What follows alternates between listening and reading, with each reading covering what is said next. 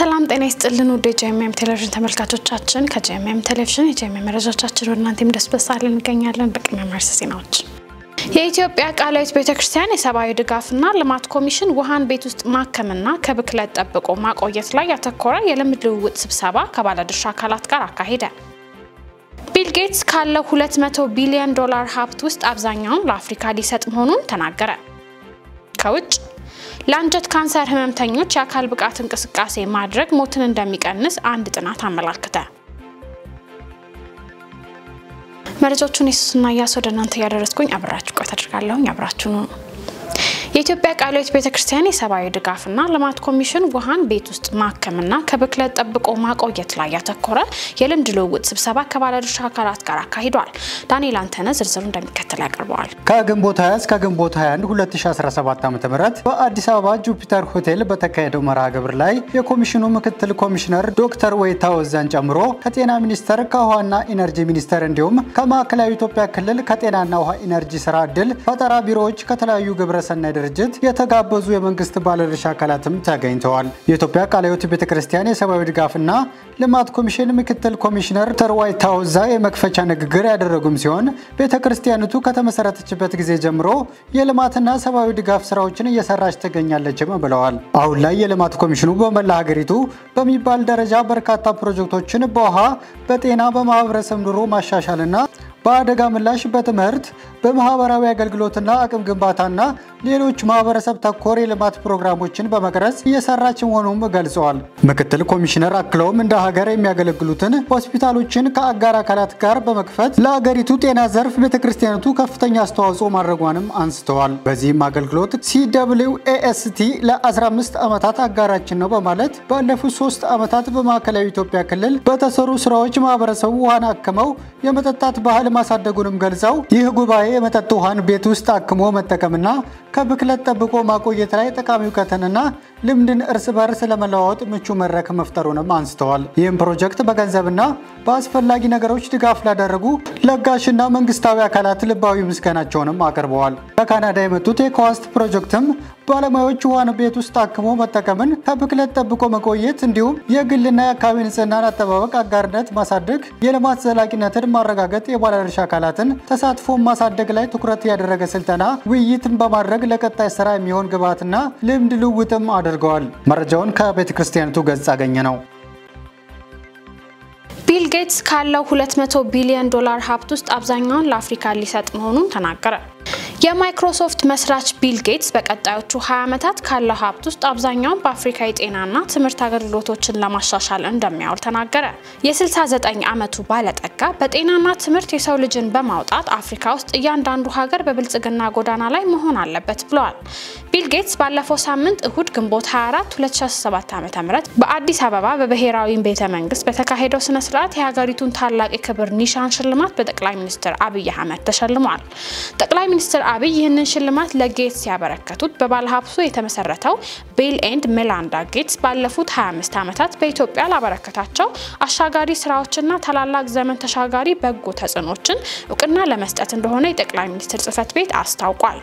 ቢል ጌትስ በአዲስ አበባ ከተማ ባደረገው ንግግር አፍሪካውያን ወጣት ፈጣሪዎች ሰው ሰራሽ አስተውሎትን ወይም AIን በምን አይነት መንገድ በመጠቀም በአህጉራቸው የጤና አገልግሎትን ለማሻሻል እንደሚችሉ እንዲያስቡ አሳስቧል ቢል ጌትስ ከ20 ዓመት በኋላ $200 ቢሊዮን ይደርሳል ተብሎ ከሚጠበቀው ሀብቱ ውስጥ 99 በመቶን ለመስጠት ማቀዱን ያስታወቀው ባለፈው ወር የነበረ ሲሆን የባለሀብቱ ቢል ኤንድ ሜሊንዳ ጌትስ ፋውንዴሽን በ2045 ስራውን ያጠናቅቃል በአፍሪካ ህብረት ዋና መስሪያ ቤት በተዘጋጀው ስነ ስርዓት ላይ በቀጣዮቹ 20 ዓመታት ውስጥ ያለኝን ሀብት እንደሚከፋፈል በቅርቡ ቃል ገብቻለሁ አብዛኛው ገንዘብ አፍሪካ ውስጥ ያሉ ተግዳሮቶችን እንዲፈቱ ለማገዝ ይውላል አብዛኛው ገንዘብ አፍሪካ ውስጥ ያሉ ተግዳሮቶችን እንዲፈቱ ለማገዝ ይውላል በማለት ተናግሯል ዘገባው ቢቢሲ ነው መረጃዎቻችን እንደቀጠሉ ናቸው አሁን ደግሞ ከውጭ ያገኘናቸው መረጃዎችን አልፋለን ለአንጀት ካንሰር ህመምተኞች የአካል ብቃት እንቅስቃሴ ማድረግ ሞትን እንደሚቀንስ አንድ ጥናት አመላክቷል። ለአንጀት ካንሰር ህመምተኞች የአካል ብቃት እንቅስቃሴ መርሃ ግብር የመሞትን እድል በ1/3 ሊቀንስ ይችላል ሲል አንድ ትልቅ ዓለም አቀፍ ጥናት አመላክቷል። ተመራማሪዎቹ የአካል ብቃት እንቅስቃሴ ሲባል ትልቅ አቅም የሚጠይቅ አይደለም እና ከዋና እስከ ሳልሳ ዳንስ ክፍሎች የሚቆጠር ማንኛውም አይነት ስፖርታዊ እንቅስቃሴ ነው። ከዋና እስከ ሳልሳ ዳንስ ክፍሎች የሚቆጠር ማንኛውም አይነት ስፖርታዊ እንቅስቃሴ ነው ሲሉ አክለዋል። በውጤቶቹም የኮለን ካንሰር በዓለም ዙሪያ የሚከሰተውን ሞት ሊለውጥ ይችላል ብለዋል።